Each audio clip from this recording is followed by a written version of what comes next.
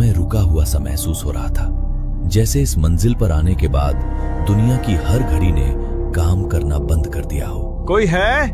Please मदद करो। उसने खुद से ही कहा, मगर उसके शब्द जैसे दीवारों से टकराकर लौट आए। उसका गला सूखने लगा और तभी ठक ठक ठक की आवाज आई। राहुल का खून जैसे जम गया। किसी चीज की धीमी धीमी आहट, किसी के चलने की हल्की सी ध्वनि। कौन है वहां?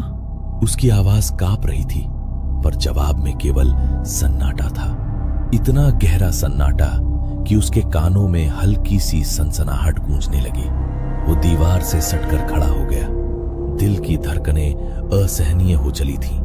वो भागना चाहता था, मगर वो सीढ़ियां जो बार बार उसे इसी फ्लोर पर ले आती, अब तो जैसे कमरे का नक्शा बदल चुका था, या शायद उसका दिमाग धोखा खा रहा था।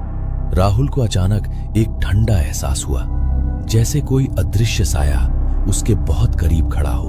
उसने झटके से पीछे देखा, वहां कुछ नहीं था, लेकिन अब उसे यकीन हो गया था उस जगह पर वो अकेला नहीं था।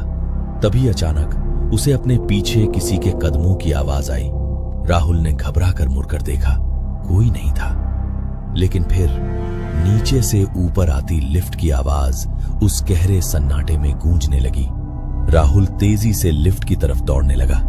वो बुरी तरह से थक चुका था, पर एक उम्मीद नजर आ रही थी। ऊपर आती वो लिफ्ट के पास पहुंचा और बटन दबाने लगा। लिफ्ट धीरे से आकर उस फ्लोर पर रुक गई।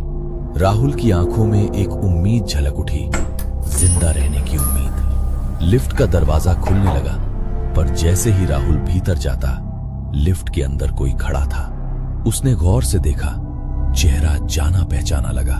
अरे, ये तो वही है जिसकी तस्वीर समोसा खाते वक्त एक अखबार के टुकड़े पर छपी देखी थी। राहुल उसे कुछ पूछता, पर वो आदमी काफी घबराया हुआ था। खौफ भरी आंखों से अपने आसपास देखने लगा। पसीने से लथपथ शरीर, कांपते हाथ। राहुल उसे कुछ बोलता, तभी एकदम से उसने राहुल की तरफ देखा। उसके चेहरे का रंग बदल गया, चेहरा सफेद पड़ने लगा। उस पर अजीब सी हंसी छा गई। गहरी काली आंखों के भीतर गुस्सा नजर आने लगा। उसके होंठ हिले और आवाज राहुल के कानों में गूंजने लगी, आज फ्राइडे 13 है।